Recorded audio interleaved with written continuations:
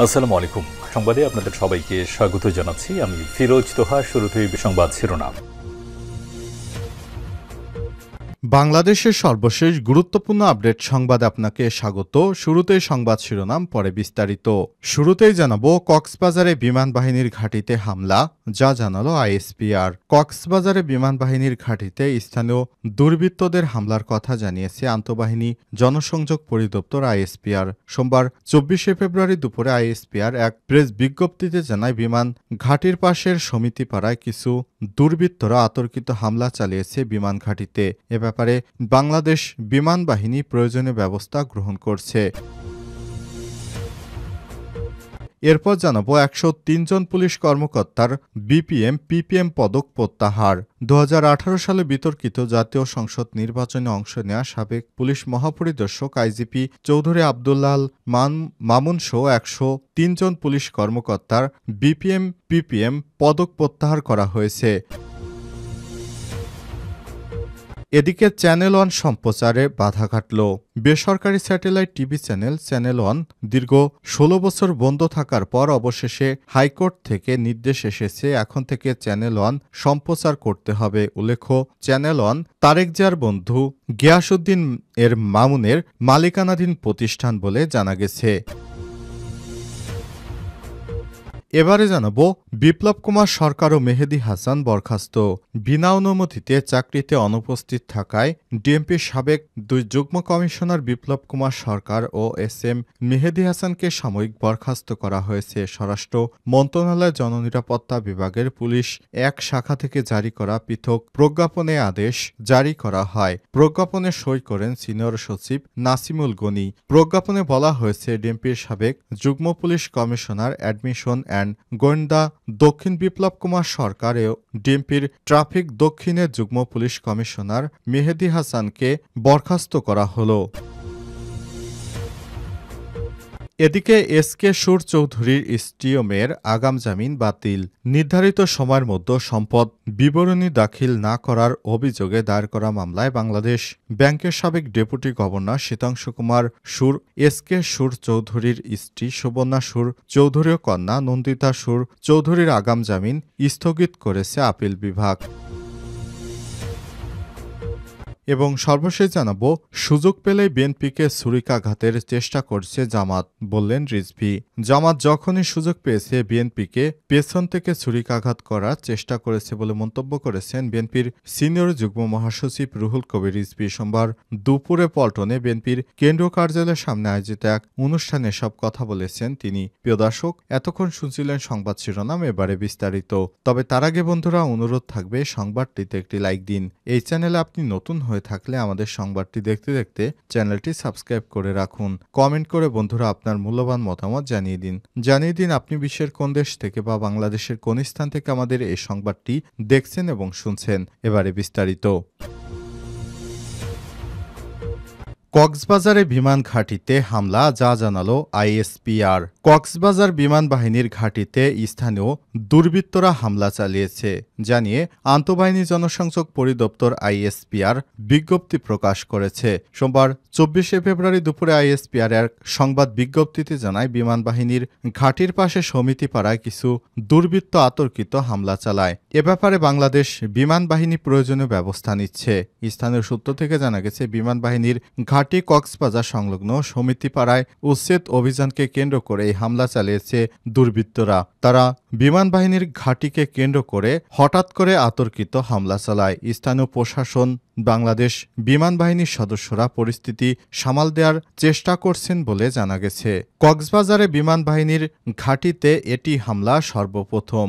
সরকারি বাহিনীর ঘাঁটিতে এ ধরনের হামলা বাংলাদেশে পূর্বে কখনো হয়নি।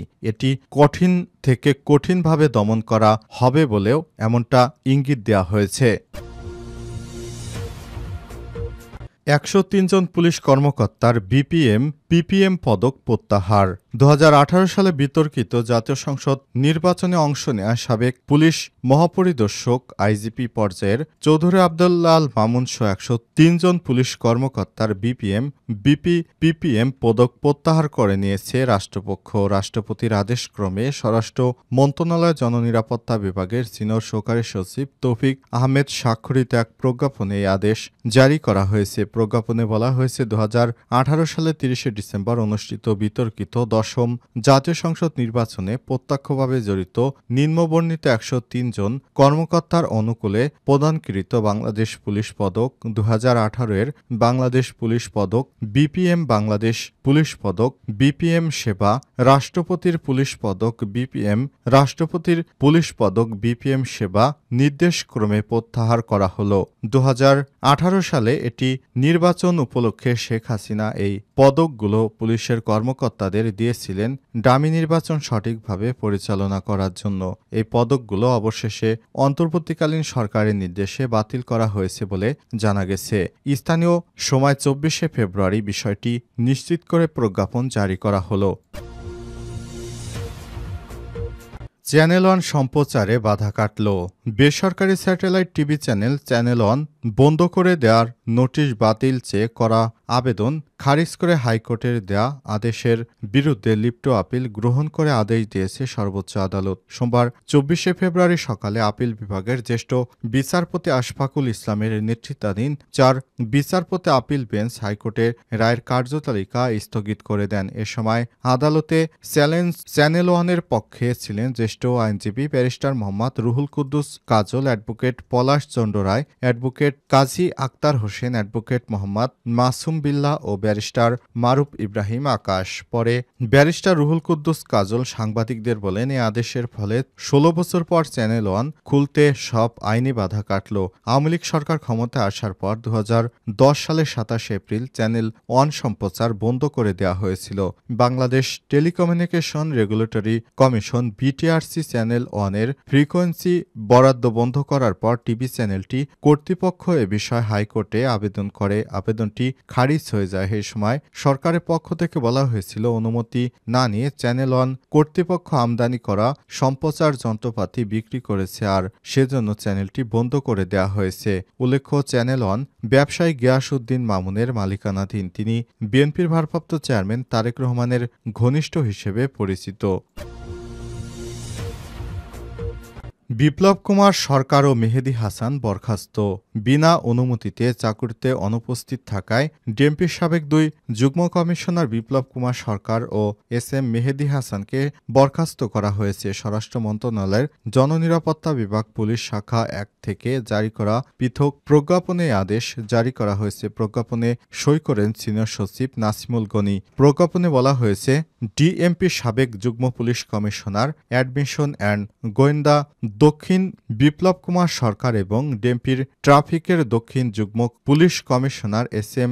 মেহেদী হাসান গেল বছরের 6 আগস্ট থেকে যথাযথ কর্তৃপক্ষকে মৌখিক বা লিখিতভাবে অবহিত না করে বিনা অনুমতিতে কর্মস্থলে অনুপস্থিত রয়েছে। সেহেতু বিপ্লব কুমার সরকার এবং এস.এম. মেহেদী হাসানকে সরকারি কর্মচারী শৃঙ্খলা ও আপিল বিধিবিধান 2018-এর 2-এর বিধি অনুযায়ী 2024 সালের 6 আগস্ট থেকে সরকারি চাকরি হতে সাময়িক বরখাস্ত করা হলো। সাময়িক বরখাস্তকালীন বিপ্লব কুমার সরকার বরিশাল রেঞ্জ ডিআইজির কার্যালয় এবং এস.এম.